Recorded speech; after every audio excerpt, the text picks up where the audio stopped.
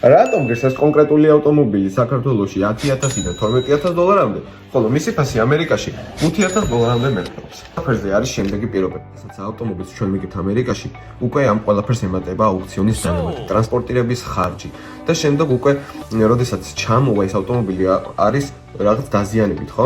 ამ დაზიანებას სჭირდება აღდგენა, დრო, ფული და ეს ყველაფერი უკვე განაპირობებს ავტომობილის ფასს საქართველოში. ყველაფერი უჯდება გარკვეული რისკებთან დამეთანხმებით სულ და ეს რისკებიც კონკრეტული ფული არის, ხო? ამიტომ ფასში ამხელა განსხვავება. როდესაც ამ რისკებს იღებ შენ თავზე და დროსაც ხარჯავ შენ დროს, ამ დროს უფრო ნაკლები გიჯდება ეს ავტომობილი, ვიდრე საქართველოში წახვიდე და იყიდო.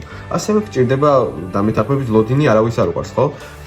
ლოდინით გჭირდება მინიმუმ 2 თვე-ნახევარი, 3 თვე სჭირდება ავტომობილის ჩამოსვლას. მე ვარ ავტოგიდი, თუ რაიმე კონკრეტული კითხვები გექნებათ, დაწერეთ კომენტარებში და ვეცდები ყველას გაგცეთ პასუხი. მადლობა ყურადღებისთვის.